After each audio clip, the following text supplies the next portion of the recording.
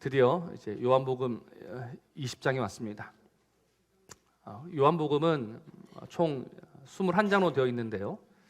이 마지막 21장은요, 이제 부록과 같은 이야기입니다. 사실 요한복음의 마지막 장은 이제 요한복음 20장이다라고 보시면 되는 거예요.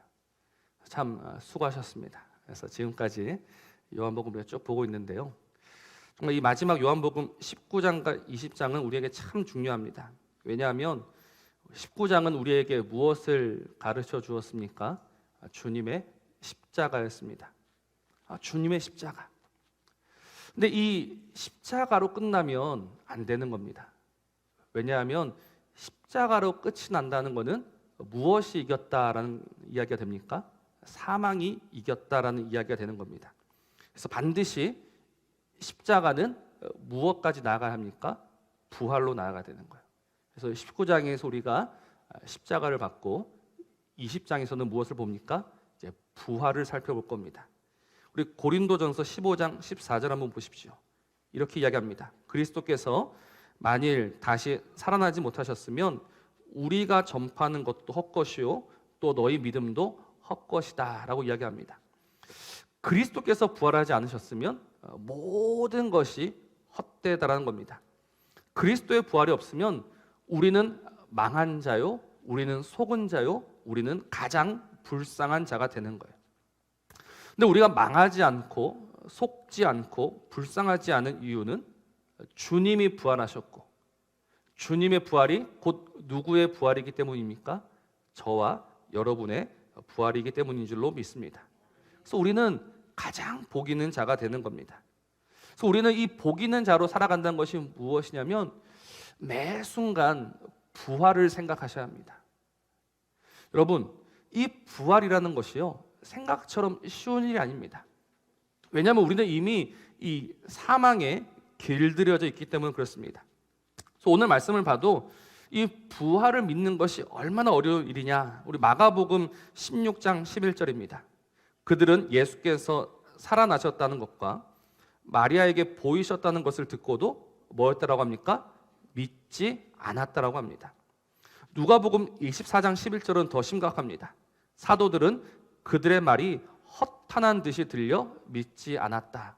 그래서 이 허탄하다라는 것을 새번역 성경은 이렇게 번역합니다. 사도들에게는 이 말이 어처구니 없는 말로 들렸다라는 거예요. 어떤 이야기가 어처구니 없는 이야기입니까? 부활의 이야기가. 그러니까 이 어처구니 없는 부활을 믿는다, 부활을 살아간다, 이거는 정말로 어려운 일입니다. 왜냐하면 이미 말씀을 드린 것처럼 우리는 지금 이 죽음에 길들여져 있기 때문에 그렇습니다. 지난주가 저희 그 아버지 기일이었습니다. 정확히 20년 전에 돌아가셨습니다. 제가 참 어릴 때 돌아가셨는데요. 그래서 어릴 때는 갑자기 그 아버지가 나타나지 않을까라는 기대를 꽤 많이 했었습니다. 그래서 제가 돌이켜 보니까 적어도 한 20살 되기 전까지는 한 4, 5년간은 분명히 어디선가 갑자기 튀어나올 것 같았어요. 근데 지금은 더 이상 기대하지 않습니다. 이제는 압니다. 죽으면 더 이상 볼 수 없다. 죽음은 끝이다.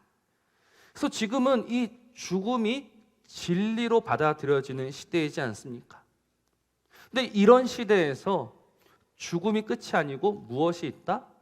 부활이 있다. 그래서 이 부활을 믿고 부활을 산다는 것은 참으로 어려운 일이다라는 거예요. 결코 쉬운 일이 아닙니다. 사도들이 말한 것처럼, 사도들이 생각한 것처럼 참으로 어처구니 없는 일입니다. 근데 우리는 이 어처구니 없는 일을 믿으며 부활을 삽니다. 어떻게요? 하나님의 그 선물로 인하여서. 하나님이 우리에게 이 믿음을 선물로 주시어서 내가 믿으려고 해서 믿었던 것도 아니요, 내가 믿지 않겠다라고 해서 안 믿는 것도 아니요, 오직 하나님의 은혜로 이 부활이 믿어지고 이 부활을 살아갈 수 있음이 하나님의 은혜요, 하나님의 선물이라는 것입니다. 그래서 우리는 정말 이 하나님이 주신 믿음을 가지고 다시금 부활을 생각하며 부활을 살아내어야 합니다. 그래서 오늘 이 믿음의 눈으로 이제 이 부활을 보고자 하는데요. 이 믿음의 눈으로 부활을 보면요. 믿음은 즉흥적인 일이 아닙니다. 믿음은 이 부활은 하루아침에 생긴 일이 아닙니다. 오히려 이 부활을 자세히 들여다보면 이 안에 담겨 있는 하나님의 섭리와 하나님의 계획과 하나님의 작정을 볼 수 있습니다. 그래서 우리는 오늘 이것을 발견해야 합니다. 한 4년 전에 어떤 기독교 신문에 이런 문답이 올라온 적이 있습니다. 어떤 어머니가 물으신 것 같은데요. 초등학교 1학년 아이의 질문입니다. 예수님은 3일 만에 부활하셨다라고 이야기했더니 하루도 아니고 이틀도 아니고 왜 3일 만에 부활하셨느냐라고 물어보네요. 전 한 번도 생각해 본 적이 없는데 우리 아이들이 궁금해합니다라는 질문이었습니다. 왜 주님이 3일 만에 부활하셨는가? 아니 하루, 이틀, 3일 아니면 4일도 있고 5일도 있는데 왜 3일 만에 부활했느냐라고 어떤 어머니가 물었습니다. 그러자 이 질문을 받은 목사님이 이렇게 답을 합니다. 3이라는 숫자에 너무 집착하기보다는 제 개인적으로는 유대교의 안식일인 토요일을 피해서 새롭게 한 주간을 시작하는 주일에 부활하시려는 계획이었다라고 여겨집니다라고 답을 했습니다. 그러니까 이 3이라는 숫자에 너무 집착하지 말고 주님이 3일째 부활하신 것은 안식일 다음 날에 이제 부활하시기 위해서 어떻게 하다 보니 3일이 되었다라고 이야기하는 겁니다. 그래서 제가 이 문답을 보면서 느낀 게 뭐였냐면 이거는 정말 현문오답이었다는 겁니다. 그 어린아이가 물었습니다. 어린아이가 엄마한테 엄마 왜 3일이에요? 그래서 이 목사님은 이 질문을 받고 큰 의미가 없다. 그래서 이거는 어리석은 질문이고 자기 딴에는 현명한 답으로 너무 그 3이라는 숫자에 집착하지 마라라고 이야기했습니다. 그건 아닙니다. 정말 그 어린아이가 이 부활의 핵심을 제대로 짚은 겁니다. 왜 주님이 3일 만에 부활하셨느냐? 여러분 주님은요 십자가에 달려 돌아가시기 전에 이미 이 순환과 부활을 이야기하셨습니다. 근데 공간복음을 통틀어서 내가 제 3일 만에 부활할 거다라는 이야기를요 10번 이상 하셨습니다. 그러니 주님은 벌써 3일 만에 부활하겠다라는 그 뜻을 가지고 계셨던 겁니다. 그러니까 거기에는 아무런 이유가 없는 것이 아니라 분명한 이유가 있고 의도가 있었다라는 겁니다. 그래서 우리는 오늘 그 의도를 한번 보려고 합니다. 왜 3일인가? 왜 4일도 아니고 왜 5일도 아니고 3일인가? 우리가 잘 알고 있듯이 나사로는 죽은 지 며칠 만에 부활했습니까? 나사로는 4일이었습니다. 왜 4일이었느냐? 그 유대인들의 풍습에 따르면 3일까지는 영혼이 돌아올 수 있다. 그래서 4일째 되는 날은 더 이상 돌아올 수 없는 완전한 죽음이다라고 말해서 그 나사로의 완전한 죽음을 보여주시기 위해서 주님은 그를 나흘째 되는 날에 살리셨습니다. 근데 주님은 3일 만에 살아나셨습니다. 도대체 이 3일에는 어떤 의미가 있는 것입니까? 오늘 우리 본문 요한복음 20장 1절을 보면 우리가 그 힌트를 좀 찾을 수 있습니다. 20장 1절은 이렇게 말씀하죠. 안식 후 첫날 일찍이 아직 어두울 때라고 합니다. 안식 후 첫날. 오늘 이 단어가 참 중요합니다. 왜냐하면 이 공간 복음에서 유일하게 공통적으로 빠지지 않고 이야기하는 것이 안식 후 첫날이기 때문에 그렇습니다. 여러분들 성경을 보시면 이 마태복음, 마가복음, 누가복음, 요한복음 똑같은 복음서인데요. 이 부활의 메시지는 조금씩 다릅니다. 천사만 봐도 그래요. 마태복음 보면 천사들이 어디에 앉아 있습니까? 그 무덤 문을 막고 있던 그 돌 위에 앉아 있습니다. 근데 마가복음을 보면 어디에 앉아 있느냐면 그 무덤 안에 있어요. 근데 그 무덤 안에 한 천사다라고 이야기하는데 누가복음은 무덤 안에 두 천사가 있었다라고 이야기합니다. 또 심지어 요한복음을 보면요, 우리가 다음 주에 보겠는데 주님이 그 자리에 계셨다라고 이야기합니다. 그러니까 이 마태, 마가, 누가, 요한복음마다 이 부활의 큰 이야기는 같은데 그 안쪽을 들여보다 보면 조금씩 다릅니다. 그런데 유일하게 일치하는 것이 있다면 안식 후 첫날이라는 겁니다. 마태복음 28장 1절 말씀에도 안식일이 다 지나고 안식 후 첫날이 되려는 새벽에, 마가복음 16장 2절에도 안식 후 첫날 매우 일찍이, 누가복음 24장에도 안식 후 첫날 새벽. 그러니까 이 마태, 마가, 누가, 요한 모두 안식 후 첫날을 이야기하고 있는 겁니다. 그러니까 이 부활과 안식 후 첫날이라는 것은 매우 밀접한 연관이 있다라는 거예요. 그러니까 그 안식 후 첫날이 무슨 날이냐? 우리는 오늘 이걸 알아야 되는데요. 자, 보십시오. 주님이 십자가에 달려 돌아가신 날은 어느 절기입니까? 유월절입니다. 근데 이 유월절에 바로 이어지는 날은 어떤 날입니까? 무교절입니다. 그래서 누가복음 22장 말씀을 보면 무교절이라고도 하고 유월절이라고도 하는 날. 그래서 이 무교절과 유월절을 이제 그냥 섞어서 이야기합니다. 그러니까 굳이 구분짓지 않으려고 그래요. 왜냐하면 이어지는 날이거든요. 그러나 엄밀히 다른 날입니다. 우리 레위기 23장 5절 한번 보겠습니다. 레위기 23장 5절 말씀 보면 첫째 달 열 나흔 달 저녁은 여호와의 유월절이다. 그래서 1월 14일은 유월절입니다. 근데 23장 6절을 보십시오. 이달 15째 날은 여호와의 무교절이다. 그러니까 1월 15일은 무교절입니다. 그래서 이때부터 7일 동안 무교절을 지키게 되는 거예요. 그러니까 주님이 그 유월절에 죽으시고 이제 장사 지낸 바 되었다가, 그러니까 언제 그 땅 속에 묻혀 계시느냐? 무교절에 묻혀 계시는 겁니다. 그런데 갑자기 이 안식 후, 이 안식일이 무교절인데 안식 후 첫날은 도대체 무슨 날이냐라는 거예요. 네, 그렇습니다. 우리 레위기 23장 10절, 11절 한번 보겠습니다. 레위기 23장 10절입니다. 이스라엘 자손에게 말하 이르라. 너희는 내가 너희에게 주는 땅에 들어가서 너희의 곡물을 거둘 때 너희의 곡물의 첫 이삭 한 단을 제사장에게로 가져갈 것이요. 11절 말씀을 보면 제사장은 너희를 위하여 그 단을 여호와 앞에 기쁘게 받으심이 되도록 흔들되, 언제 흔들라고 합니까? 안식일 이튿날, 이 안식일 다음 날이 되는 겁니다. 그래서 우리가 이 날을 무슨 날이라고 부르냐면 초실절이라고 부르는 겁니다.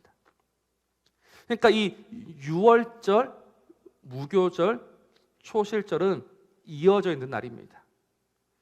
굳이 날짜로 환산해서 이야기하자면 1월 14일, 15일, 16일이 됩니다. 그러니까 주님은 언제 돌아가셨습니까? 14일에 돌아가셨고, 안식 후 첫날이니까 1월 16일, 그날 초실절. 그러니까 부활의 첫 열매로서 부활하셨다라는 거예요. 그래서 사도 바울은 이거를 이렇게 이야기합니다. 고린도전서 15장 20절 말씀입니다.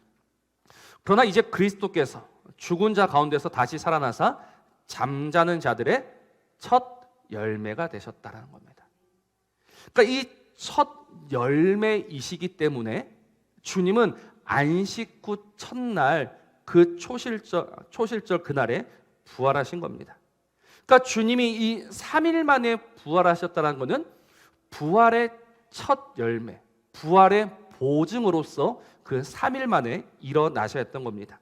그래서 마태복음 27장 53절 말씀을 보면 예수의 부활 후에 그들이 무덤에서 나와서 거룩한 성에 들어가 많은 사람에게 보이니라.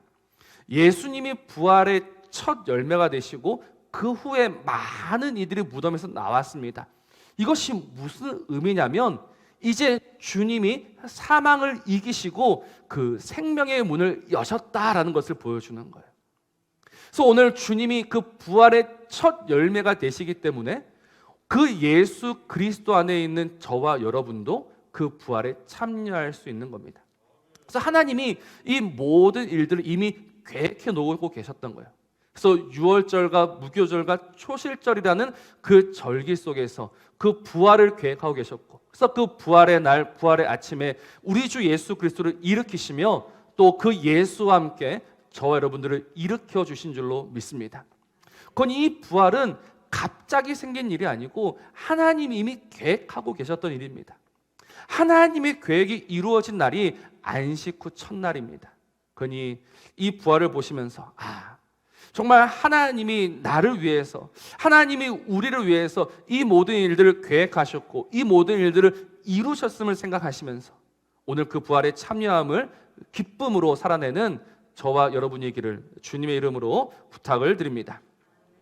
그 다음에 이 안식 후 첫날이 가지는 또 하나의 의미가 있습니다. 이것이 무엇이냐면 이제 우리 주님이 새로운 안식을 창조하신다는 겁니다.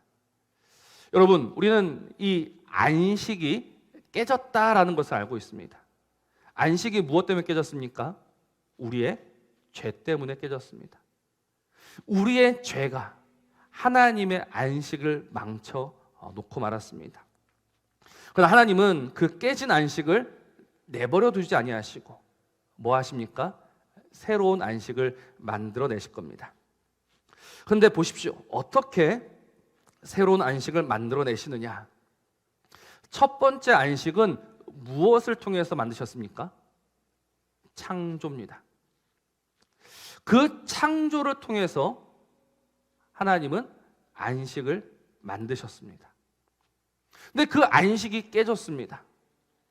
그러면 새로운 안식을 만들 건데 새로운 안식은 무엇을 통해서 만들 것 같습니까? 새로운 안식도 새로운 창조를 통해서 만드신다는 겁니다. 그래서 이 새로운 안식은 우리 하나님이 만드시는 새로운 창조가 되는 겁니다. 그래서 우리 고린도후서 5장 17절 우리가 잘 알고 있는 말씀이죠. 그런즉 누구든지 그리스도 안에 있으면 새로운 피조물이라. 이전 것은 지나갔으니 보라 새 것이 되었도다 라고 이야기하는 거예요. 그리스도가 이루시고 그리스도가 완성하신 새로운 안식이 있단 말입니다. 그래서 이 새로운 안식이 있는데 그러면 무엇은 사라져야 합니까? 옛 안식은 사라져야 되는 겁니다. 옛 안식이 우리를 주관할 수가 없는 겁니다. 그래서 골로새서 2장 15절에서부터 16절 말씀입니다. 통치자들과 권세들을 무력화하여 드러내어 구경거리로 삼으시고 십자가로 그들을 이기셨다. 그래서 십자가 이기심이 그러므로 먹고 마시는 것과 절기나 초하루나 안식일을 이유로 누구든지 너희를 비판하지 못하게 하라라고 말씀하시는 거예요. 여러분 지금 옛 안식은 사라졌습니다. 무엇을 통해서요? 우리 주 예수 그리스도의 부활을 통해서 말입니다. 그래서 우리가 이 제7일 안식교 그들이 말하는 이 안식일 토요일을 주일로 지켜야 한다는 주장은요 잘못된 겁니다. 틀린 겁니다. 오늘 분명히 말씀한 것처럼 더 이상 그 안식일 그 날짜 때문에 우리는 얽매일 필요가 없는 겁니다. 그러면 우리 주님이 만드신 새로운 안식은 무엇인가? 오늘 성경 구절을 좀 많이 보는데요. 우리 히브리서 4장 7절에서부터 9절 말씀입니다. 정말 중요한 말씀이에요.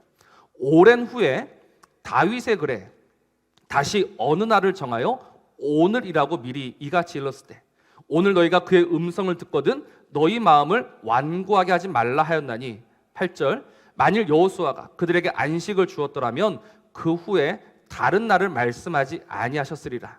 9절 그런즉 안식할 때가 하나님의 백성에게 남아 있도다라는 겁니다. 오늘 이게 무슨 말씀이냐면 또 다른 어느 날을 정하실 겁니다. 근데 또 다른 어느 날이 언제냐라고 말씀합니까? 오늘이라는 겁니다. 여러분 하나님이 만드신 새로운 안식일은요 일주일의 하루가 아닙니다. 언제나 오늘이 안식인 줄로 믿으시길 바랍니다. 그래서 오늘 주 예수를 믿고 주 예수의 부활을 믿는 저와 여러분에게 1년 365일이 주일이지 1년에 52일만 주일이 되어서는 안 되는 겁니다. 그러니까 우리는 그 예수 그리스도가 만드신 새로운 안식, 옛 안식은 물러가고 새로운 안식, 그래서 그 안식 후 첫날에 주님이 부활하셔서 그 영원하며 완전한 안식으로 우리를 불러주신 겁니다.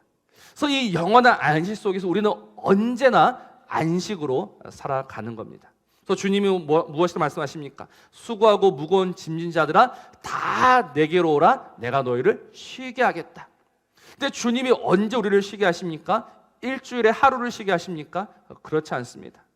주님이 우리를 언제 쉬게 하시느냐? 날마다. 그 부활의 주 예수 그리스도 안에서 우리는 그분이 이루시고 그분이 완성하시고 그분이 다시금 만드신 이 안식으로 얼마든지 살아낼 수 있단 말입니다. 이 안식으로 살아내미 무엇을 사는 것입니까? 부활을 사는 겁니다. 여러분, 부활이라는 것은요, 나중에 죽어서 천국에 가는 것, 그게 부활이 아닙니다. 부활이라는 것은 우리 주 예수께서 부활하심으로 완성하신, 우리 주 예수께서 부활하심으로 만드신 그 부활, 그 안식 안에서 지금 살아갈 수 있다는 거예요. 오늘 이 부활을 살아내고 계십니까? 우리 주님은 안식 후 첫날에 부활하셔서 우리의 모든 날을 안식으로 바꿔주셨는데, 그 안에서 쉼을 주시고 그 안에서 얼마든지 안식을 누리게 하셨는데, 오늘 우리는 어떻게 살아가고 있습니까? 오늘 우리는 이 모든 안식을 빼앗겨 살아가고 있습니다. 우리는 이 안식을 다 빼앗겨 놓고는 그냥 먼 훗날의 안식을 바라며 살아가고 있습니다. 그러니 하루를 살아도 재미가 없는 겁니다. 주님이 주시는 안식은요, 먼 미래의 안식입니다. 먼 미래의 안식이 아닙니다. 바로 지금 이 안식으로 우리를 부르시는 거예요. 그래서 그 예수 그리스도 안에서 우리는 얼마든지 살아갈 수 있는 겁니다. 사도 바울은 이렇게 고백합니다. 내게 능력 주시는 자 안에서 내가 모든 것을 할 수 있다. 그래서 내가 모든 것을 할 수 있다는 것이 무엇입니까? 안식할 수 있다는 겁니다. 내게 능력 주시는 자 안에서 우리는 얼마든지 그분이 주시는 쉼을 누릴 수 있다는 겁니다. 그러니 우리는 이 부활의 예수를 믿는다면 오늘도 그 부활의 주 안에 힘써 거해야 하는 겁니다. 오늘도 그 부활의 주님을 바라보면서 그 부활의 주님의 음성을 들으면서 다시금 나를 그 안식으로 부르시는 그 주님의 말씀을 들으면서 우리는 오늘도 그 안으로 들어가야 하는 겁니다. 지금 어디로 가고 계십니까? 지금 어딜 향해서 바삐 가고 계십니까? 왜 우리는 세상이 주는 곧 사라질 그 안식 오늘도 목을 매며 살아가야 합니까? 곧 사라질 것, 곧 없어질 것, 왜 거기에 목을 매며 살고 계십니까? 사랑하는 성도 여러분, 영원한 안식이 있습니다. 우리 주님이 부활하심으로 이루신 그 영원한 안식이 있습니다. 창세전부터 계획되어 있었던 그 하나님의 안식이 있습니다. 오늘 이 안식을 놓치지 마십시오. 그래서 오늘 이 안식을 바라보면서 오직 그 주님이 주고자 하시는 그 안식에 들어가심으로 이 부활을 살아내며 부활을 누리는 이 부활의 사람으로, 부활의 그 소망을 가진 저와 여러분으로 살아내는 우리 모든 교회가 되시기를 우리 주님의 이름으로 부탁을 드립니다.